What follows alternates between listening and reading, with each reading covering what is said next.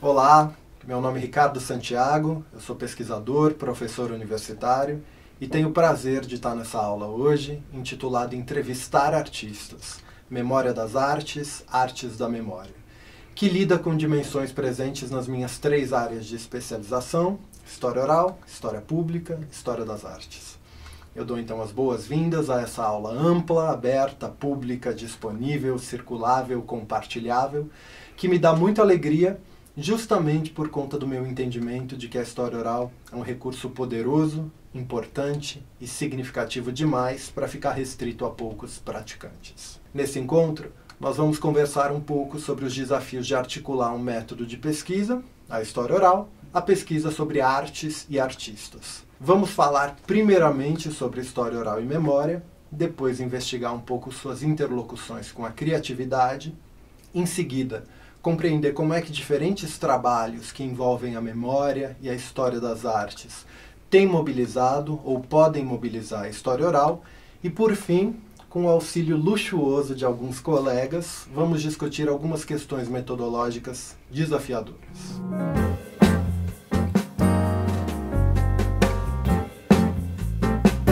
Vamos começar falando um pouco sobre ela, então, sobre essa prática, sobre esse recurso que, por meio da narração e da sua escuta atenta, do registro de histórias narradas, permite que nós entremos em contato com a memória do passado e com a cultura do presente.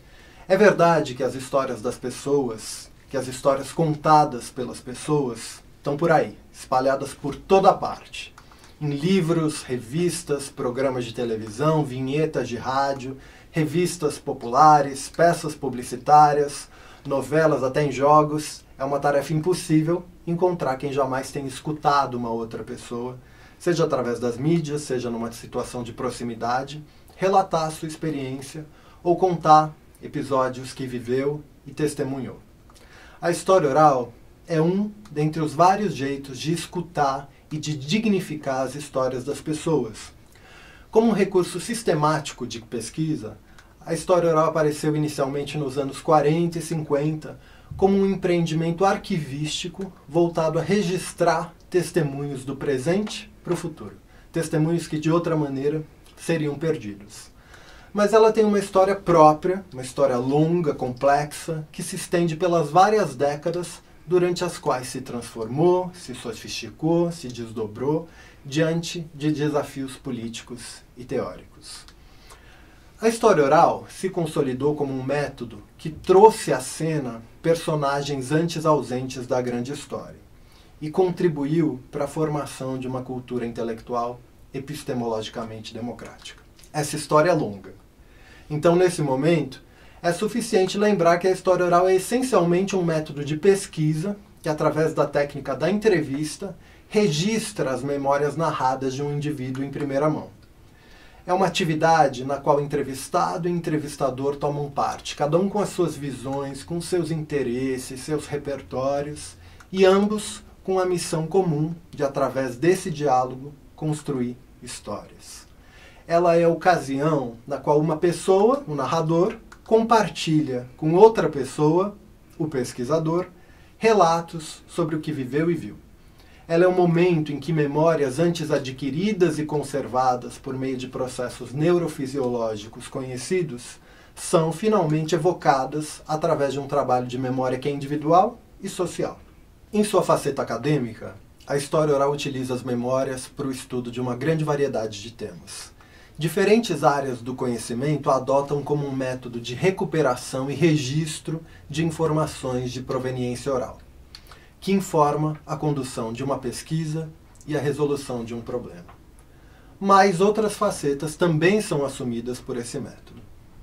A história oral pode ser empregada na confecção de projetos culturais e comunitários, pode ser uma ferramenta essencial para a construção de memórias públicas, pode ser um instrumento para a luta política, pode ser empregada como uma estratégia pedagógica na sala de aula, pode ser uma estratégia para garantir, para salvaguardar a memória de certos grupos, grupos que têm as suas identidades esquecidas ou então minorizadas diante do domínio de outras. História oral pode servir também para que os narradores reflitam a respeito das suas circunstâncias e, a partir disso, se sintam motivados para a ação e para a transformação da sociedade, e pode muitas outras coisas mais. Tudo isso acontece ou pode acontecer porque a entrevista de história oral é uma situação de criação conjunta, de criação partilhada. Ela não é um recurso que ilustra, no nível do indivíduo, fatos sociais previamente conhecidos. Pelo contrário, ela é uma ação propositiva, colaborativa, que conta uma outra história sobre os fatos sociais e sobre a experiência humana.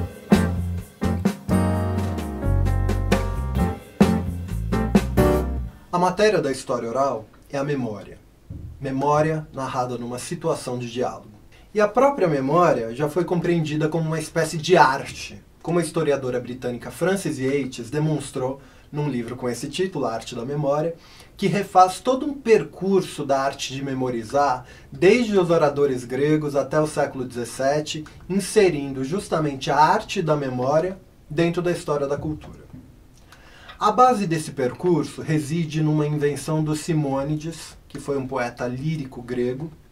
A ele se atribui a invenção da mnemotécnica, um conjunto de regras para memorização de ideias ou de palavras. Essa mnemotécnica tinha a finalidade primordial de auxiliar um orador a reproduzir discursos longos com precisão, se baseando na impressão de lugares e de imagens na mente. Com a invenção da imprensa, das técnicas de reprodução, essa arte da memória decaiu, se tornou dispensável. Isso embora existam até hoje instrutores que bebem na mnemotécnica para auxiliar as pessoas, os indivíduos comuns, a memorizarem com mais facilidade, com maior exatidão. Essa arte da memória, que se renova inclusive em livros de autoajuda, ela corresponde à busca por uma memória precisa, exata, pela memorização das listas, dos lugares, das ordenações, das classificações. Acontece que essa não é a memória de que trata a história oral. Então, a gente só pode falar numa arte da memória que corresponda à arte da história oral num nível metafórico, como uma espécie de licença poética. Trabalhando com a história oral, com os depoimentos das pessoas sobre aquilo que elas viveram e testemunharam, nós pressupomos uma concepção de memória que é bastante distinta daquela que a mnemotécnica seria capaz de apreender. A memória com a qual a gente trabalha, ela é altamente ligada à experiência, ela é dinâmica, viva e está sempre em constante reelaboração. Ela não é exata, ela é contingencial. Ela não permite recuperar o passado da maneira como ele aconteceu, mas sim documentar a digestão do passado pelos sujeitos rememoradores no presente. Eu aprendi muito disso com a Ecléa Bose, que no final dos anos 70 publicou um livro magistral chamado Memória e Sociedade, Lembranças de Velhos, que inspirou muitos de nós. Um livro denso, sensível, que persegue a ideia de que a velhice é o tempo de lembrar. E é um convite para a revalorização do velho e das trocas intergeracionais na sociedade. Eu gostaria de relembrar aqui um trecho do livro da Ecléa Bose a respeito do seu entendimento da memória.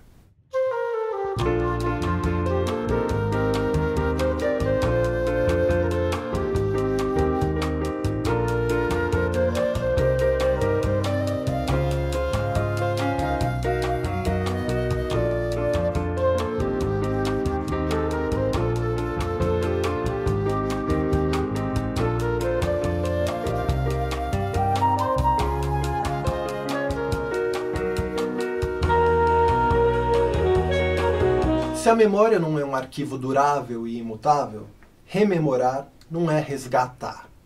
É agir no presente, relendo e interpretando o passado. É lembrar, num tempo, de um conjunto de experiências anteriores ocorridas num espaço diverso. Não é pensar dos refúgios do esquecimento informações precisas, prontas para retirada. A memória, por conta disso, não pode ser cronológica, linear, exata. Ela não é um retrato daquilo que ocorreu no passado, mas aponta para como os sujeitos perceberam e significaram a sua vivência. Por isso, numa entrevista de história oral, nós ouvimos as pessoas descrevendo seus passados, mas também expondo seus sentimentos, opiniões, emoções, preocupações, expectativas, e é impossível separar fato e interpretação.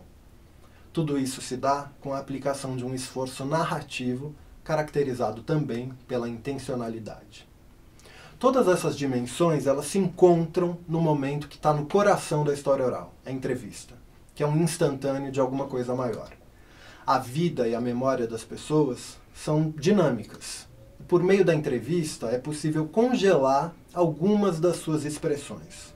Mas depois de um diálogo como esse, o indivíduo, mutável, segue o fluxo da sua vida. A sua voz também se esvai, mas deixa uma materialidade preservada no nosso gravador, o registro da sua história oral.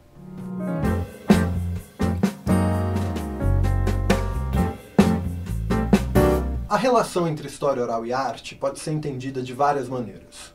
No âmbito desse método de pesquisa, nós discutimos questões ligadas à ética, compromisso, padrões de pesquisa, representatividade, tecnologia e também criatividade. Também se levantam as dimensões artesanal e artística do trabalho com história oral. O pesquisador de história oral é também um artesão que cuida das partes e do todo, que escolhe a sua matéria e que dá forma a essa matéria, que emprega tanto a sua competência técnica quanto a sua sensibilidade no manejo e na construção de objetos culturais. E realmente, muitos pesquisadores de história oral trouxeram e trazem para essa atividade soluções procedimentais ou formais muito criativas, que demonstram um pouco da afinidade dessa prática com a própria atividade artística. A apresentação pública das histórias que nós ouvimos, ela é um momento em que essa afinidade costuma ser demonstrada. Como pesquisadores, nós frequentemente vamos a campo, fazemos entrevistas, porque estamos em busca de informação e de uma informação declaratória, mas existe também a expressividade da voz, do corpo, da linguagem das pessoas com quem nós nos encontramos e a quem nós ouvimos. Mas vários de nós também temos tentado transpor um pouco dessa expressividade para os nossos trabalhos. Existem autores que já discutiram as feições artísticas que um trabalho de história oral pode adquirir, por exemplo, no momento de tratamento textual. O antropólogo Dennis Stedlock, ainda nos anos 70, criou uma proposta de transcrição poética de entrevistas. E a estudiosa da literatura Daphne Patai levou essa proposta adiante no livro Brazilian Women Speak, com histórias orais de mulheres brasileiras, um livro de 1988, no qual ela enfatiza a literariedade das entrevistas de história oral.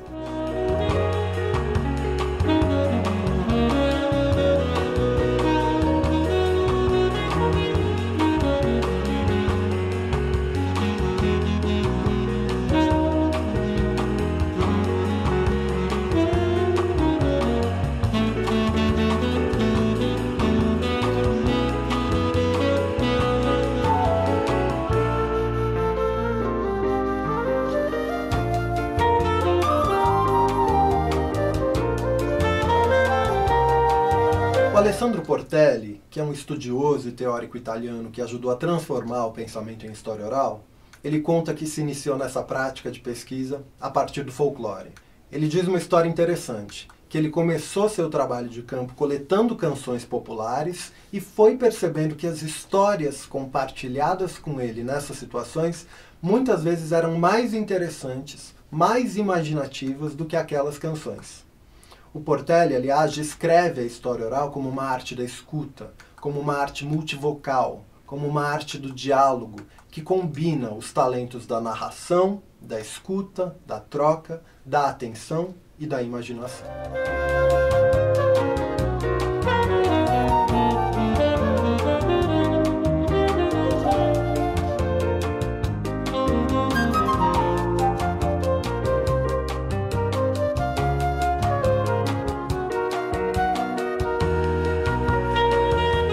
A arte também pode recontar uma história oral. Memórias recolhidas por meio desse método servem de base para obras literárias, inclusive ficcionais, para espetáculos de teatro, canções, coreografias e assim por diante.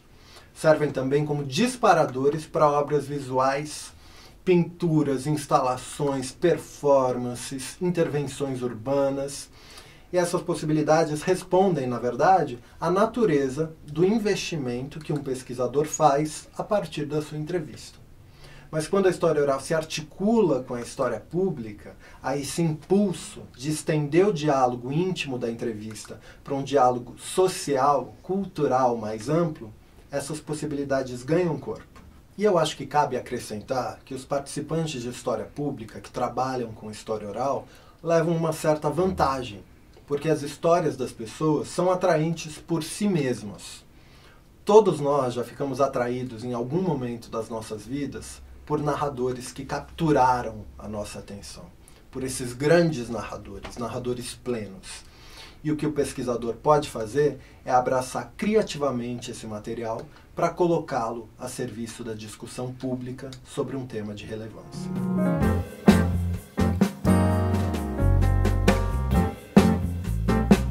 Até aqui, nós falamos sobre os sentidos de história oral e sobre a sua matéria, a memória. Falamos também sobre o papel da criatividade no tratamento de relatos de história oral, abordando uma das formas de interlocução possíveis entre história oral e arte. Viemos então circundando, nos aproximando do coração da nossa aula, que diz respeito à mobilização desse instrumental metodológico e conceitual da história oral em trabalhos de diferentes tipos que envolvam a história das artes e dos artistas. E é sobre isso que vamos conversar agora. Nessa articulação entre método e tema, um aspecto sempre me chamou a atenção. Uma espécie de paradoxo, na verdade. De um lado, o campo da história oral não tem tido as artes como um dos seus temas mais frequentes. Esse é um assunto que está longe de ter a dimensão adquirida por outros, como o trabalho, as relações de gênero, as migrações, que são alguns territórios temáticos muito povoados. Mas, por outro lado, nos estudos sobre a história da arte, as entrevistas são praticamente ubíquas. Os historiadores das artes visuais, do teatro, da música, das artes gráficas, da arte urbana, pública, claro que quando lidam com uma temporalidade próxima, eles empregam invariavelmente depoimentos nas narrativas históricas que produzem. Isso acontece dentro ou fora de abordagens biográficas, porque a entrevista pode ter como enfoque o criador, o movimento artístico ou histórico, ou ainda a própria obra. Muitas dessas entrevistas coletadas são extremamente ricas e interessantes. Elas são narrativas de formação e desenvolvimento, narrativas sobre o processo de criação, sobre a sociabilidade artística, sobre trilhas de profissionalização.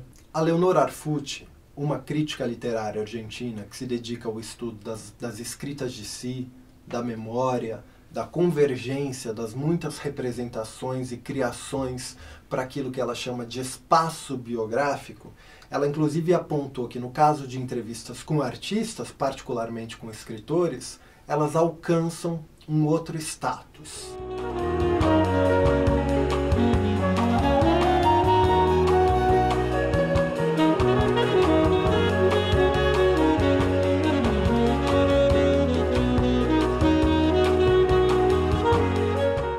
Essa autora, inclusive, sugere duas maneiras pelas quais as entrevistas se articulam a outros materiais autobiográficos produzidos por um artista. Ela diz que nos casos de escritores que não escreveram autobiografias, as entrevistas podem atuar como uma espécie de terreno iniciático sobre o qual eles começariam uma revisão de si.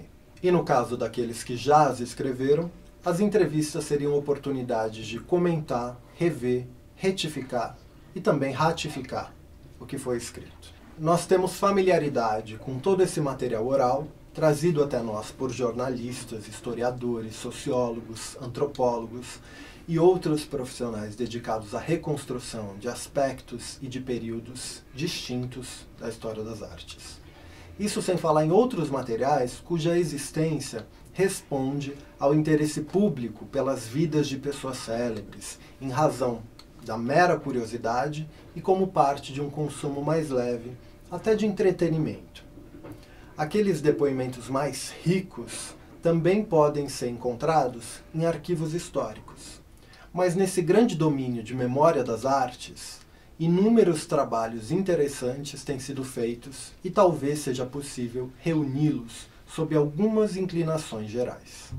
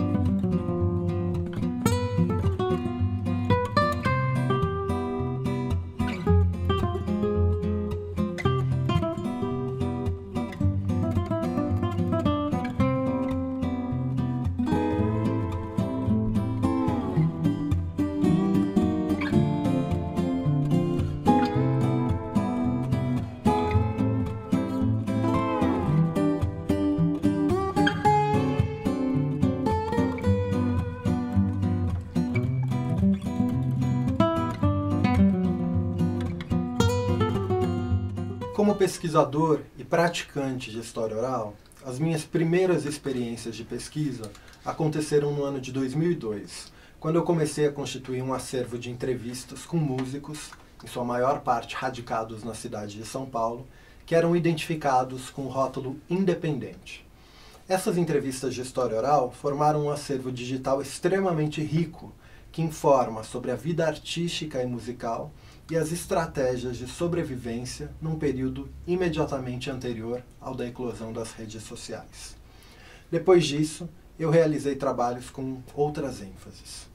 Num deles, Solistas Dissonantes, História Oral de Cantoras Negras, a história pública se realizou plenamente, tanto enquanto uma construção participativa, quanto como um projeto que gerou produtos culturais expressivos. Essa foi uma história oral de cantoras negras brasileiras cujos repertórios e trajetórias profissionais não se vinculavam necessariamente ao samba. A partir de uma imersão na vida e no trabalho da cantora e compositora Laíde Costa, com quem depois eu fiz um trabalho biográfico mais aprofundado, também usando a história oral, eu busquei discutir como é que a glorificação de uma alegada vocação ou aptidão natural do artista negro para o samba correspondia a uma espécie de interdição social que limitava suas possibilidades de atuação profissional e suas chances de reconhecimento e consagração no campo artístico. Eu só seria capaz de discutir um tema como esse se eu tivesse munido do instrumental da história oral, que me possibilitou realizar um trabalho não apenas colaborativo, mas com uma clara perspectiva de dentro, com uma perspectiva que criou um espaço narrativo no qual mulheres negras cantoras aceitaram se colocar e aceitaram realizar uma reflexão sobre as implicações de ser mulher, cantora, negra e livre num país marcado pelo racismo e pela desigualdade de oportunidades. Depois eu utilizei a história oral para documentar e analisar as trajetórias de artistas migrantes e de gêneros musicais moventes, para investigar as relações de gênero nos bastidores da produção musical, para construir biografias e perfis biográficos de músicos, de artistas visuais.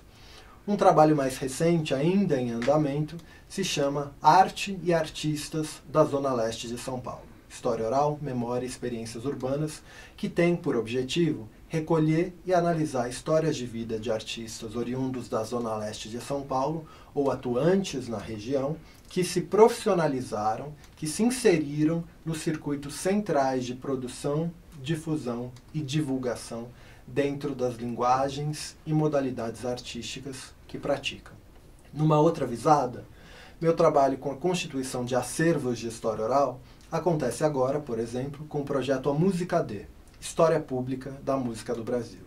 Nele, existe a dimensão da construção da memória artística, do reconhecimento público, de uma espécie de despertar reflexivo.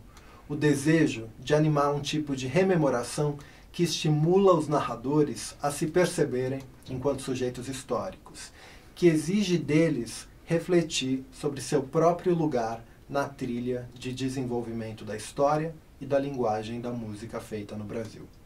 Esses projetos são altamente variados do ponto de vista dos temas, dos entrevistados, dos objetivos, das questões de pesquisa e das questões efetivamente enunciadas, e o que eles têm em comum é colocar a história oral em ação, a serviço da história e da memória das artes no presente.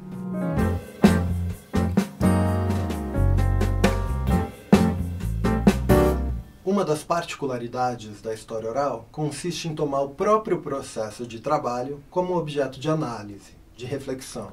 Os pesquisadores de história oral sabem que uma entrevista é fruto de muitas circunstâncias, do tempo, do espaço, das relações, das situações anteriores e paralelas que se desenrolam. A história oral se preocupa com o contexto de produção da fonte, da informação, da entrevista. Como cada entrevista é um evento único, irreproduzível, irrepetível, o bom pesquisador se preocupa com seu êxito.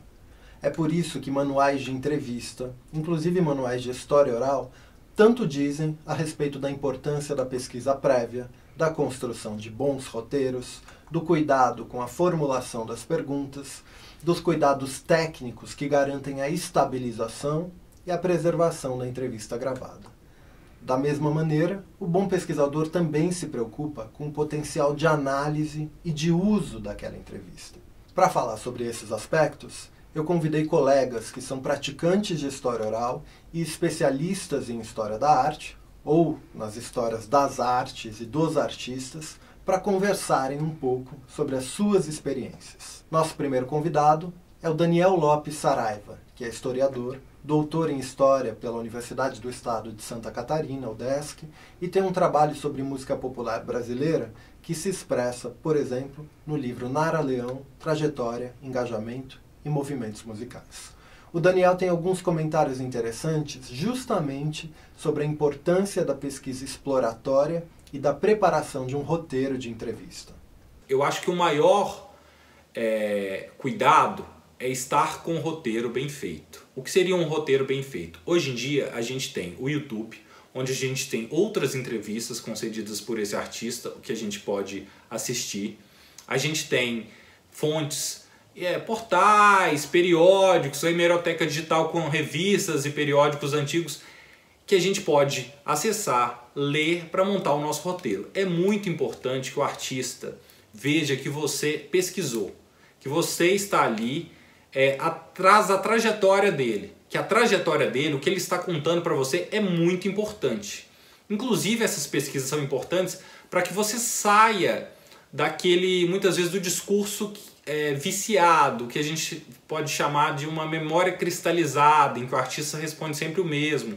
Ele muitas vezes responde o mesmo porque as perguntas são as mesmas. Se você vê em várias entrevistas que o artista responde a mesma pergunta sempre da mesma maneira, cabe a você fazer outras perguntas, ou aquela pergunta de outro modo, que não que ele acione aquela memória cristalizada e responda de forma automática. É importante que o artista entenda que a memória dele, o relato dele é importante para você.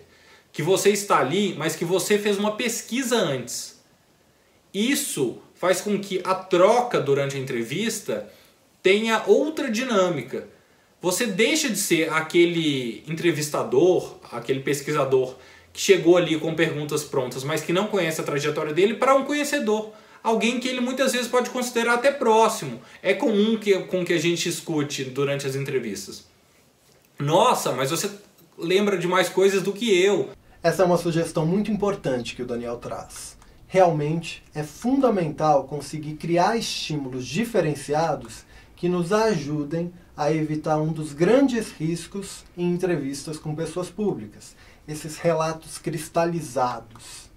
Como artistas, em geral, são muito procurados para entrevistas, eles tendem, conscientemente ou não, a se concentrar em certos temas, a formular uma espécie de repertório de casos, de episódios, de peripécias, cujo efeito sobre o entrevistador e sobre o público já é conhecido, e até utilizar exatamente as mesmas construções as mesmas palavras, as mesmas frases para descrever certos eventos, certas passagens. Isso é absolutamente natural, inclusive do ponto de vista da busca por uma comunicação eficaz. Mas o pesquisador, ele precisa trabalhar para quebrar aquilo que uma pesquisadora chamada Daisy Perelmutter chamou de cerâmicas biográficas. O pesquisador precisa utilizar a sua competência, os seus instrumentos, para escapar de uma história oral que seja tão somente a reedição de uma versão aceita, previamente empacotada, de alguém. Porque se isso acontece, a entrevista perde originalidade, ela perde significado. A única boa razão para que duas pessoas se engajem num trabalho de memória é a construção de um percurso que leva a um lugar diferente do qual já se estava antes. Mas o Daniel tem mais duas sugestões técnicas que eu acho da maior importância. Quando possível, leve uma câmera. Você nunca sabe se o artista vai levar algum documento, alguma foto, para que você possa ver ali naquele momento. E caso seja possível e ele permita, você tire uma foto, faça uma reprodução ali, que pode ser usada depois na sua pesquisa. É muito comum a gente ver em dissertações e teses, em anexos finais, fotos e documentos que os pesquisadores tiveram acesso no dia que foram fazer a entrevista. Outra questão é que o entrevistador pode conceder entrevista na casa dele, onde ele vai ter vários documentos ali e que ele pode, se quiser, te mostrar. Então é importante que você esteja preparado para fotografar e ter acesso a essa documentação caso o artista te permita. Outra questão é, sempre que possível, leve 2 gravadores. A gente nunca sabe quando um gravador vai estragar ou não. Esses 2 aspectos são importantes mesmo. Sobre o último eu não canso de falar. E vou dizer que não canso de descobrir que nem todo mundo escuta. Um pesquisador não pode se dar ao luxo de perder uma entrevista. Uma entrevista perdida é uma entrevista irrecuperável. Mesmo que o narrador seja duplamente gentil e se disponha a conversar com o pesquisador uma outra vez, essa vai ser uma outra entrevista. Uma entrevista radicalmente diferente do momento único do qual não restou nenhum registro. Eu sempre digo que é fundamental ter esse cuidado técnico, porque não adianta ter um caminho de interpretação sofisticado, uma teoria sofisticada, para utilizar com uma entrevista que já não existe. E em relação ao primeiro tópico, esse é um cuidado que também deve existir. Cercar as possibilidades de registro, de duplicação ou de digitalização de documentos não sonoros, incluindo na maleta de ferramentas, por exemplo, uma câmera fotográfica ou um scanner portátil. Os encontros proporcionados pela história oral também são trilhas excelentes, não só para garantir uma inteligibilidade maior a documentos e compreender melhor os contextos que eles documentam, mas também para descobrir e acessar nova documentação, inclusive documentação privada, não acessível, nunca vista e que talvez nunca se possa voltar a ver. E essa relação entre história oral e documentação também é trazida pela nossa segunda convidada, a Miriam Hermeto, que é doutora em História, professora da Universidade Federal de Minas Gerais, onde ela coordena um núcleo de História Oral, um dos pioneiros no Brasil, hoje ligado ao Laboratório de História do Tempo Presente. A Miriam lida com o ensino de História, com História da Música, com História da Cultura, de maneira geral. Eu diria que um dos principais limites que a gente tem, ou desafios, ou riscos, ou perigos, enfim, é o fato de que muitas vezes as pessoas vão até os artistas para fazer entrevistas, menos por necessidade de pesquisa que por desejo, um desejo ligado ao fanzinato, um desejo ligado a uma espécie de glamourização do que é a arte no Brasil hoje. Então eu acho que esse é talvez o que eu vejo como o maior perigo, o maior desafio que nós temos. E isso, inclusive, não apenas é um problema para a história oral do ponto de vista da legitimidade da metodologia de pesquisa, do campo de pesquisa, como é um desgaste, de maneira geral, para a produção de conhecimento no campo das artes, porque muitos são os artistas que se cansam, se aborrecem com esse tipo de abordagem e que, portanto, desanimam-se com esse tipo de pesquisa, né? com esse tipo de proposta de pesquisa. Então, acho que uma das primeiras recomendações, talvez a maior que eu faria, é que o pesquisador que vá trabalhar com história oral com artistas, né, e que tenha no seu horizonte de expectativas a entrevista com artistas, tenha de fato um projeto de pesquisa em história oral, e nesse projeto de pesquisa em história oral tem uma pesquisa em outros tipos de documento, que não apenas os documentos entrevista, que o auxiliem na produção de roteiros de qualidade, roteiros de entrevista, né? Roteiros de entrevista de qualidade que efetivamente operem com questões que não sejam habituais sobre a trajetória desses artistas, que possam trazer não exatamente novidades do ponto de vista factual, mas novidades do ponto de vista da memória que esses artistas constroem sobre si, como é que eles releem as suas trajetórias. Acho que é importante pensarmos que a história oral ela é um trabalho de historiadores da memória, né? Então, nesse sentido, que o roteiro nos permita trazer interrogações que suscitem novas reflexões dos artistas que não são feitas habitualmente. Essa eu acho que pode ser a maior riqueza de uma entrevista de história oral. Além disso, que a abordagem seja feita, abordagem a esses artistas, já seja feita considerando-se essa pesquisa prévia e as necessidades que essa pesquisa prévia apontou.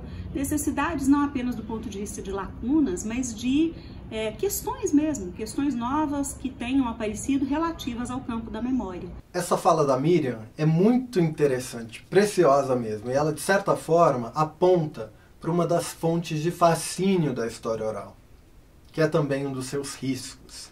Entrevistar pessoas é uma atividade muito estimulante, encantadora.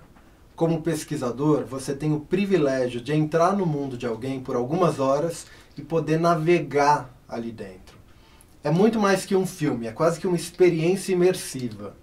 E quem faz história oral tem uma porção de lembranças sobre as entrevistas que fez. Eu me lembro claramente de muitas das entrevistas que eu fiz, das coisas que eu aprendi. Algumas frases faladas pelos meus entrevistados e pelas minhas entrevistadas eu carrego como lemas até hoje.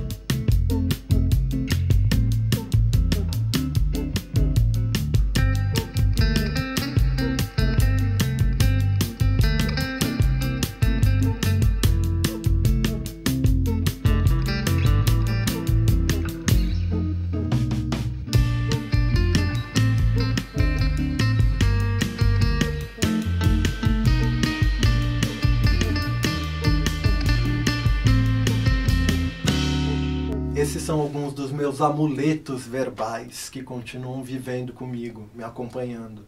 Porque o encontro da entrevista é transformador. Nós saímos transformados de muitas das entrevistas que fazemos. Mas isso do ponto de vista pessoal. Acontece que a gente também leva para uma entrevista a nossa responsabilidade profissional, nossas metas, nossos compromissos. E eles envolvem tratamento analítico cuidadoso, que é uma outra maneira de respeitar e de dignificar os nossos entrevistados. A atitude do pesquisador não pode se esgotar naquilo que a Miriam identificou como um fanzinato, que é alguma coisa, aliás, que não se restringe só ao universo artístico ou aos personagens do mundo das artes, porque pode atingir pesquisadores de toda e qualquer área que ficam seduzidos pelos seus objetos. Aliás, eu tenho a impressão de que quanto mais envolvidos nós somos com os nossos sujeitos, mais vigilantes precisamos ser. E a Miriam também traz uma história que demonstra como ela precisou ser particularmente vigilante na pesquisa que ela fez para a tese de doutorado, sobre uma peça de teatro escrita por uma das figuras mais emblemáticas da cultura brasileira e dono de uma legião de fãs. Um equilíbrio difícil, mas um equilíbrio que precisa se manter como um ideal, como uma instância reguladora da pesquisa. Que teve duas questões aí importantes. Uma é o fanzinato. Assim, as pessoas brincavam comigo, você está fazendo a pesquisa, eu pesquisava Gota d'Água, que é uma peça de teatro de autoria do Chico Buarque e do Paulo Pontes, meados da década de 70, e as pessoas brincavam comigo, você está fazendo essa pesquisa para entrevistar o Chico, né, e tal. E exatamente por isso eu dizia, não, eu não vou entrevistar o Chico. Tinha aquele receio mesmo de ser avaliada dessa forma. E chegou um momento na pesquisa que havia lacunas que eu não consegui resolver com documentação, nem de imprensa, nem de censura, né, departamento de censura do Arquivo Nacional, né, o acervo, não consegui resolver com outras entrevistas, enfim, eu falei, bom, e eram questões fundamentais para compreender o projeto Gota d'Água. Aí eu procurei o assessor de comunicação do Chico Buarque e ele disse, ele topou dar entrevista. Eu tomei o maior susto, ele falou, ele topou, mas ele falou que ele está na França e ele vai voltar daqui uns 2 meses, aí você procura de novo. Tudo bem, daí uns 2 meses eu procurei e a resposta foi, ele quer dar entrevista por e-mail. E eu fiquei muito desanimada, porque eu sabia que por e-mail aquela entrevista possivelmente não aconteceria, né? Porque não há diálogo, não há interlocução de fato, né? Eu mandaria as perguntas e se houvesse resposta, elas viriam de maneira muito dura, objetiva. Não haveria trabalho de memória no diálogo. E eu esperei uns dias e tal, e quando fiz um roteirinho para mandar para o assessor de comunicação, era um roteiro muito curto, com 4 perguntas, que eram exatamente as perguntas relativas às lacunas de pesquisa que eu tinha, mas eu mandei junto com um e-mail para o Chico Buarque, dizendo, olha, eu estava aqui fazendo esse roteiro, levei alguns dias fazendo e me lembrei muito de meu pai quando ficou mais velho, que dizia que não gostava de fotografia, que ele preferia o espelho, porque a fotografia capta da gente um instante que pode não ser o melhor, e que no espelho a gente consegue virar de lado, procurar o melhor ângulo, dar um sorriso e se ajeitar, e aí parece um pouco melhor do que o instantâneo. E no dia, inclusive, conversei com alguns amigos, né, perguntando se aquilo era adequado e tal. Um dos meus amigos falou, de jeito nenhum, você não tem nenhum tipo de relação com essa pessoa para fazer uma abordagem como essa e tal. Mas eu decidi mandar a minha cartinha, né, para o Chico Buarque junto com as perguntas. No fim do dia, eu recebi um retorno por e-mail, que achei, inclusive, que era uma brincadeira de alguém, né, que sabia da história, mas o e-mail do Chico, para mim, a resposta foi só assim, ao contrário do seu pai, eu prefiro a fotografia ao espelho, vou recebê-la para a entrevista, porque me parece que é isso que você prefere. E aí foi muito curioso, porque eu entendi ali também, naquele momento, uma coisa que me parece importante para pensar nessa relação com o artista. Um artista, especialmente como é o Chico Buarque, muito abordado, né, muito procurado para entrevistas de toda a ordem, que a gente precisa indicar de fato qual é o interesse, qual é a necessidade de pesquisa, mas que a gente precisa ser quem é, né? Assim, não abrir mão de ser quem é para fazer um contato inicial e para construir, não só no contato inicial, mas durante a entrevista, uma relação que é não apenas de empatia, mas de confiança, efetivamente. Eu fiz a entrevista e eu confesso, durante a entrevista foi mais difícil, porque aí era muito complicado, para mim foi muito complicado deixar de ser fã para fazer aquela entrevista. À distância isso foi mais fácil do que presencialmente. Então foi um outro desafio, que eu continuo considerando dos mais difíceis dessa relação do pesquisador com o artista, quando há uma apreciação, né, da obra, do sujeito, enfim, que nos coloque numa posição que não é apenas a de pesquisador da obra. Mas não impede que as entrevistas sejam feitas de maneira nenhuma. Eu acho que é isso, é não deixar de ser quem é e não deixar de ser especificamente pesquisador, compreendendo que é um pesquisador da área de memória. Admiração e autonomia crítica, registro da experiência e interpretação, eles podem conviver, mas em última instância não se confundem.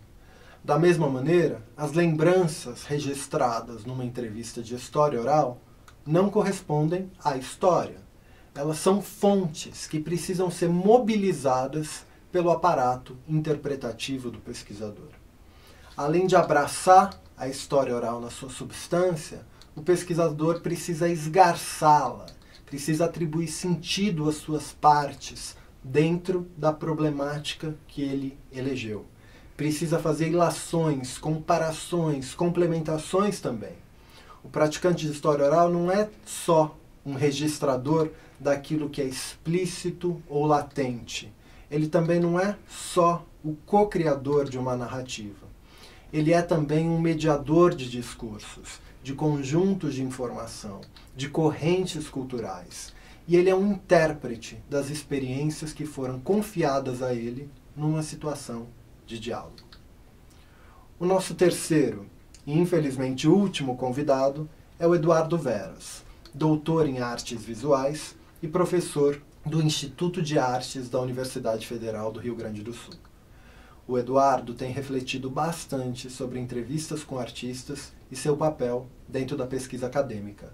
E ele traz uma reflexão importante sobre uma das armadilhas que o pesquisador pode enfrentar ao entrevistar e analisar entrevistas com artistas, com criadores. Em geral, quando a gente conversa com um artista, um dos temas que costuma aparecer é sobre o processo de criação. Tanto pode ser o processo de criação de uma obra em particular, ou de um conjunto de obras, ou o processo de criação de um modo mais genérico, coisas que habitualmente acontecem durante o processo de concepção, de configuração de algum objeto artístico.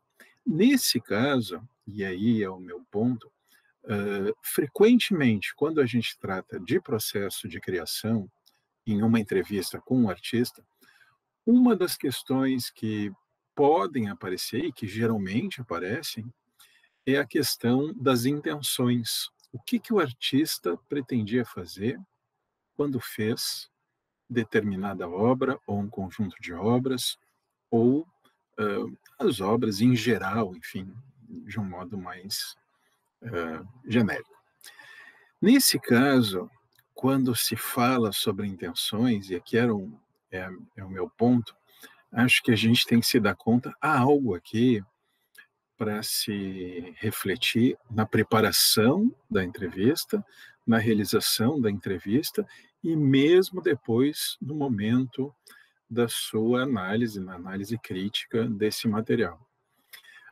É um detalhe de muita sutileza, assim, mas é preciso que a gente, como pesquisador, se dê conta que existe uma diferença, que existe uma distância entre falar sobre intenções e falar sobre o objeto artístico, né?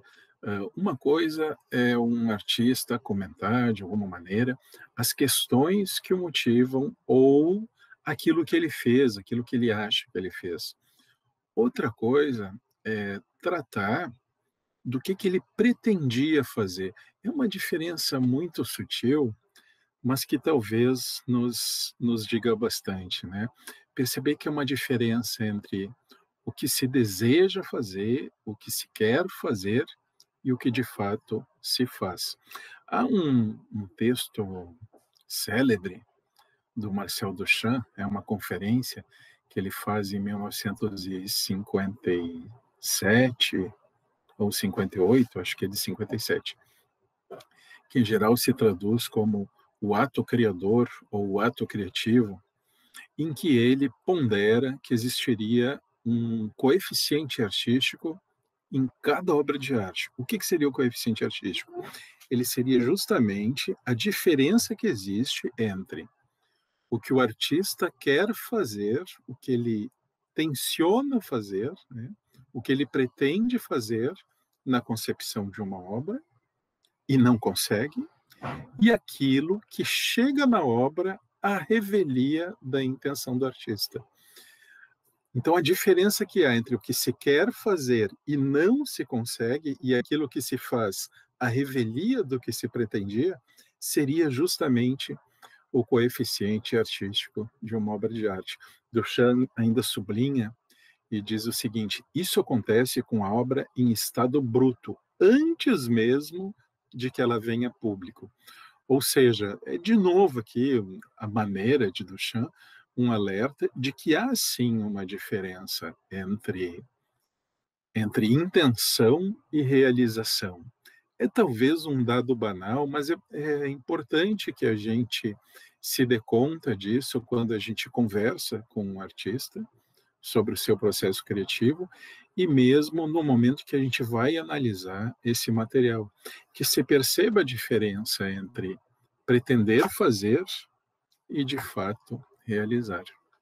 Eu entendo que a grande lição que o Eduardo traz é a de lembrar que existe sim um fosso entre a narrativa e tudo aquilo que está para além dela. E isso ao mesmo tempo em que existe também um ancoramento entre a narrativa e o seu produtor, que é um artista que narra sobre uma vida privada, pública, multidimensional, da qual ele não está alienado. Muitas entrevistas com artistas acabam realmente discutindo o processo de criação, as concepções dos criadores sobre a arte, os conceitos subjacentes ao trabalho artístico, as intenções. Mas essas entrevistas não substituem o contato com o trabalho artístico, com a obra. Não substituem o exame das trajetórias, a confrontação daquilo que supostamente se apresenta como um paralelo. Na verdade, as entrevistas se inserem num circuito de informação muito mais complexo e elas são um convite para que a gente se aproxime das realidades e das representações que estão ao seu e ao nosso redor. A entrevista municia o pesquisador de novos elementos, justamente porque permite a esse pesquisador agir na construção da sua fonte e de uma fonte que é inteiramente distinta de qualquer outra.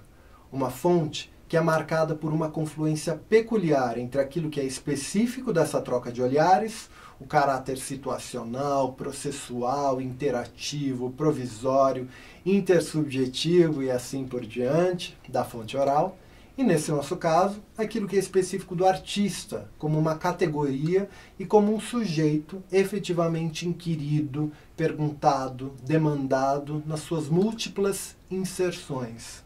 E como um sujeito que também inquire, elabora a sua própria experiência a partir do convite de se narrar.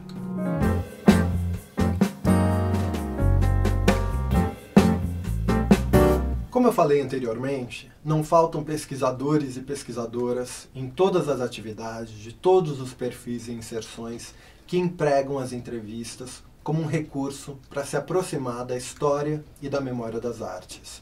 E que, fazendo isso, contribuem de maneira inestimável para a construção e a valorização da memória artística brasileira. Esses usos só têm a se potencializar se forem aproximados de todo o lastro reflexivo acumulado pela história oral. Esse recurso tão vibrante que valoriza as histórias das pessoas e nos ajuda a aprender mais sobre o mundo, sobre a pluralidade do passado, sobre as frestas do presente, sobre os horizontes e os futuros possíveis. A história oral, com seus instrumentos técnicos e intelectuais, com seus roteiros e gravadores, com a sua compreensão sobre as dinâmicas da narração e da rememoração, é um lugar de escuta, de troca, de compartilhamento, onde a memória das artes e as artes da memória ressoam e podem ressoar ainda mais.